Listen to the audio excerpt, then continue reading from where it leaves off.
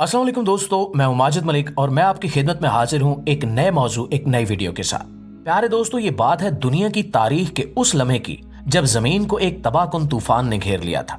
तूफान नूह में हर चीज बहा दी गई और सिर्फ वही बचे जिन्हें अल्लाह ने बचाना चाहा। लेकिन सवाल ये है कि तूफान नूह के बाद क्या हुआ? इंसान ने कहां से नई शुरुआत की? वो पहली सरजमीन कौन सी थी जिस पर इंसान ने कदम रखा और वहां कैसा तामीराती सफर शुरू हुआ?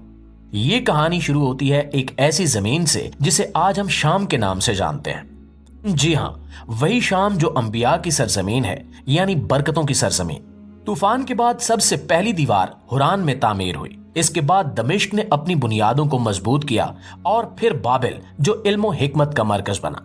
लेकिन ये सब कुछ एक आम तामीराती सिलसिला नहीं था।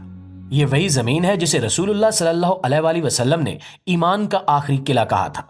वही जमीन जहां हजरत ईसा अलैहिस्सलाम क़यामत से पहले नाजिल होंगे।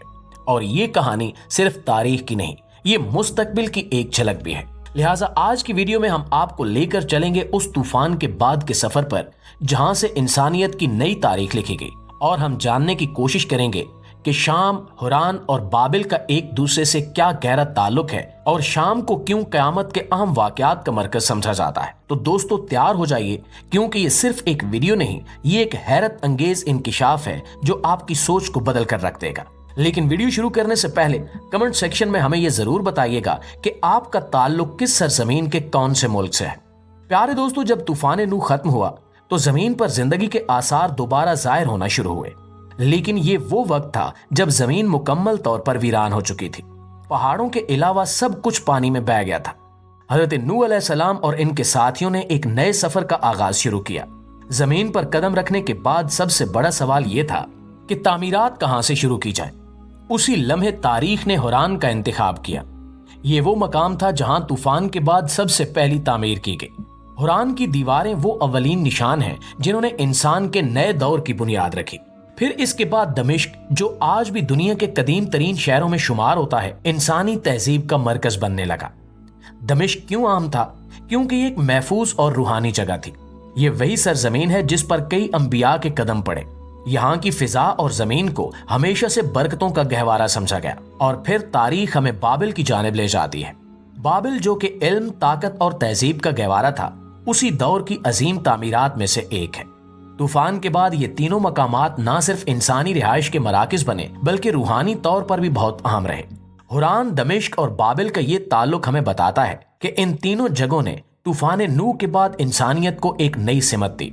ये तमाम मकामात शाम के गिरदो नवा में वाक़ हैं, जो इस खित्ते की अहमियत को और भी बढ़ा देते हैं। ये वही जगह हैं जहां से दुनिया की तहजीब और रूहानियत ने जन्म लिया। लेकिन शाम का किस्सा यहीं खत्म नहीं हो जाता। प्यारे साथियों, शाम वो सरजमीन है जिसे रसूलुल्लाह सल्लल्लाहु अलैहि वसल्लम ने दुनिया की सबसे बरकतों वाली जमीन करार दिया। रसूलुल्लाह सल्लल्लाहु अलैहि वसल्लम की कई अहादीस मुबारका में शाम का जिक्र एक अहम मकाम के तौर पर आया है। आप सल्लल्लाहु अलैहि वसल्लम ने फरमाया कि शाम वो जगह है जहां क़यामत से पहले ईमान की रोशनी बाकी रहेगी। रसूलुल्लाह सल्लल्लाहु अलैहि वसल्लम ने अपनी हयात मुबारका में ही शाम की फतह की खबर दे दी थी। आप सल्लल्लाहु अलैहि वसल्लम ने फरमाया था कि एक दिन ये सरजमीन इस्लाम के ज़ेरे साया आ जाएगी और यहाँ के लोग ईमान के किले में जमा होंगे। ये पेशगोई उस वक्त एक मौजज़ा लगती थी, क्योंकि शाम रोमी सल्तनत के ज़ेरे तसल्लुत था, जो उस दौर की सबसे बड़ी और मजबूत सल्तनत थी। लेकिन रसूलुल्लाह सल्लल्लाहु अलैहि वसल्लम की पेशगोइयों के चंद साल बाद खिलाफत सदीकी में शाम को फतह करने का सिलसिला शुरू हुआ। हजरत अबू बकर सदीक रजी अल्लाह ताला अन्हु ने इस्लाम के झंडे को शाम की सरजमीन तक पहुंचाने के लिए अपनी फौजें रवाना की। उस वक्त शाम में कई अहम जंगें हुई, जिनमें मुसलमान मुजाहिदीन ने अपनी जानों का नजराना देकर इस बरकतों वाली जमीन को आजाद कराया। हजरत उमर फारूक रजी अल्लाह ताला अन्हु के दौर में ये फतह मुकम्मल हुई। इस्लामी अफवाज ने दमिश्क, हमस और दीगर अहम शहरों को फतह किया और शाम पूरी तरह इस्लामी खिलाफत का हिस्सा बन गया। हजरत खालिद बिन वलीद रजी अल्लाह ताला अन्हु और दीगर सहाबा कराम ने इन फतुहात में अहम किरदार अदा किया। शाम के लोगों ने इस्लाम को दिल से कबूल किया और यूं ये खित्ता इस्लामी तहजीब व तमद्दुन का गहवारा बन गया। ये सब कुछ रसूलुल्लाह सल्लल्लाहु अलैहि वसल्लम की उस पेशगोई की सच्चाई का वाज़ेह सबूत था कि शाम एक दिन इस्लाम के ज़ेरे साया होगा। उस वक्त दुनिया हैरत में थी कि किस तरह एक छोटे से गिरोह ने رومی سلطنت جیسی طاقتور سلطنت کو شکست دی اور شام کو برکتوں کا گہوارہ بنا دیا۔ پیارے دوستو، شام کی سرزمین کو صرف ایک جغرافیائی خطہ سمجھنا اس کی اصل حقیقت سے بہت کم ہے۔ یہ وہ سرزمین ہے جسے قیامت سے پہلے ہونے والے اہم ترین واقعات کا مرکز قرار دیا گیا ہے۔ رسول اللہ صلی اللہ علیہ وآلہ وسلم کی احادیث میں شام کا ذکر قیامت کے دنوں کی کئی نشانیوں کے ساتھ آیا ہے، جو اس کی روحانی اور تاریخی حیثیت کو مزید بڑھا دیتا ہے۔ رسول اللہ صلی اللہ علیہ وآلہ وسلم نے فرمایا کہ قیامت کے قریب حضرت عیسیٰ علیہ السلام دوبارہ زمین پر تشریف لائیں گے اور ان کا نزول دمشق کی جامع مسجد کے مشرقی مینار پر ہوگا۔ یہ وہ لمحہ ہوگا جب دنیا ایک غیر معمولی تبدیلی کے دہانے پر ہوگی۔ صبح کا وقت ہوگا اور فجر کی نماز کے لیے اقامت دی جا چکی ہوگی۔ حضرت عیسیٰ علیہ السلام سفید لباس میں 2 فرشتوں کے ساتھ آسمان سے اتریں گے۔ یہ منظر دنیا کے لیے ایک عظیم یاد دہانی ہوگا کہ اللہ کے وعدے سچے ہیں۔ حضرت عیسیٰ علیہ السلام دجال کا خاتمہ کریں گے اور عدل و انصاف کا نظام بحال کریں گے۔ شام، خاص طور پر دمشق، اس غیر معمولی واقعے کا مرکز ہوگا جو قیامت کے قریب سب سے بڑی نشانیوں میں سے ایک ہے۔ رسول اللہ صلی اللہ علیہ وآلہ وسلم نے فرمایا، قیامت سے قریب زمانے میں فتنے ہر طرف پھیل جائیں گے اور دنیا میں ایمان کے باقی رہنے کی جگہ صرف شام ہوگی۔ شام کو ایمان کا قلعہ قرار دیا گیا ہے، کیونکہ جب دنیا ظلم و فساد کی لپیٹ میں ہوگی تو یہی سرزمین مسلمانوں کے لیے پناہ گاہ بنے گی۔ یہ وہی زمین ہے جہاں حضرت نوح علیہ السلام کے بعد سے انبیاء نے اپنے قدم رکھے اور یہاں ایمان کی روشنی ہمیشہ قائم رہی۔ اسی روشنی کے تحفظ کے لیے اللہ نے اس سرزمین کو قیامت کے وقت کے لیے بھی منتخب کیا۔ آج کے دور میں بھی شام کے حالات کو دیکھیں تو واضح ہو جاتا ہے کہ رسول اللہ صلی اللہ علیہ وآلہ وسلم کی پیشگوئیوں کے مطابق دنیا بڑی تبدیلیوں کی طرف بڑھ رہی ہے۔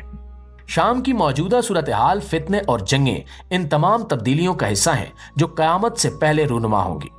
یہ سرزمین ان تمام واقعات کا مرکز ہوگی جو دنیا کے اختتام کی طرف اشارہ کریں گے۔ شام کی سرزمین کو ہمیشہ سے اسلام میں ایک خاص مقام حاصل رہا ہے۔ یہ وہ خطہ ہے جس کے بارے میں رسول اللہ صلی اللہ علیہ وآلہ وسلم کی احادیث میں کئی برکتوں اور فضیلتوں کا ذکر کیا گیا ہے۔ پیارے دوستو، شام کی یہ اہمیت صرف جغرافیائی نہیں بلکہ روحانی اور الہامی پہلوؤں میں بھی نمایاں ہے۔ آپ صلی اللہ علیہ وآلہ وسلم نے فرمایا کہ شام کے لیے خوشخبری ہو، کیونکہ اللہ کے فرشتے ہمیشہ اس پر اپنے پر پھیلائے رکھتے ہیں۔ یہ حدیث واضح کرتی ہے کہ شام کی سرزمین اللہ کی حفاظت اور رحمت کے سائے میں ہے۔ فرشتوں کا پر پھیلانا اس بات کی علامت ہے کہ یہ خطہ ہمیشہ اللہ کی خاص رحمتوں کا مرکز رہا ہے۔ یہ برکت اس لیے بھی عام ہے کہ جب دنیا میں فتنے اور فساد کا دور ہوگا تو یہی سرزمین ایمان اور امن کا قلعہ بنے گی۔ فرشتوں کی یہ حفاظت شام کے اس روحانی مقام کی تصدیق کرتی ہے جو اسے دیگر سرزمینوں سے ممتاز کرتی ہے۔ رسول اللہ صلی اللہ علیہ وآلہ وسلم نے شام کے بارے میں ایک اور اہم بات فرمائی کہ شام کی سرزمین میں ہمیشہ 40 ابدال موجود رہیں گے۔ ابدال وہ نیک لوگ ہیں جو اللہ کی زمین پر عدل و انصاف اور ایمان کو قائم رکھیں گے، اور ان کا وجود اس بات کی گواہی ہے کہ شام کا روحانی نظام ہمیشہ برقرار رہے گا، چاہے دنیا میں کتنے ہی فتنے کیوں نہ پھیل جائیں۔ ابدال کا درجہ اولیاء کرام میں بہت بلند ہوتا ہے اور ان کی موجودگی شام کی سرزمین کو ایک خاص روحانی مقام عطا کرتی ہے۔ یہ 40 ابدال دنیا میں اللہ کے دین کو سربلند رکھنے کے لیے ہر دور میں موجود رہتے ہیں۔ ناظرین گرامی، رسول اللہ صلی اللہ علیہ وآلہ وسلم نے قیامت سے پہلے ایک عظیم جنگ کا ذکر کیا جسے ہرمجدون یا جنگ عظیم کہا جاتا ہے۔ یہ جنگ بھی شام کی سرزمین پر لڑی جائے گی اور اس میں دنیا کی 2 بڑی طاقتیں آمنے سامنے ہوں گی۔ مسلمان اور غیر مسلم افواج کے درمیان یہ مارکا ایسا ہوگا جس کی شدت تاریخ میں پہلے کبھی نہیں دیکھی گئی ہوگی۔ اس جنگ کے دوران شام ایمان والوں کا قلعہ ہوگا اور یہی وہ مقام ہوگا جہاں حق اور باطل کے درمیان آخری فیصلہ کن مارکا ہوگا۔ رسول اللہ صلی اللہ علیہ وآلہ وسلم نے فرمایا کہ قیامت کے قریب مسلمانوں کا خیمہ شام کے سب سے بہترین علاقے الغوطہ کے قریب ہوگا۔ یہ جگہ دمشق کے آس پاس ہے اور اسے قیامت کے وقت ایمان کا مرکز قرار دیا گیا ہے۔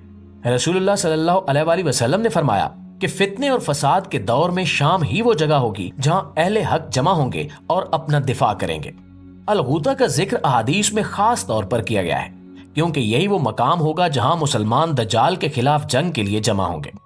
حضرت عیسیٰ علیہ السلام کا نزول بھی اسی خطے میں ہوگا اور وہ دجال کو شکست دینے کے بعد عدل و انصاف کا نظام بحال کریں گے۔ پیارے دوستو، آج اگر ہم شام کے حالات پر نظر ڈالیں تو یہ واضح ہو جاتا ہے کہ یہ رسول اللہ صلی اللہ علیہ وآلہ وسلم کی حقیقت کا روپ دھار رہی ہے۔ شام گزشتہ کئی دہائیوں سے जंगों, जुल्म और फितनों का शिकार है। इस सरजमीन पर ना सिर्फ मुसलमानों का खून बहाया जा रहा है बल्कि इनकी रूहानी हैसियत को भी कमजोर करने की कोशिश की जा रही है।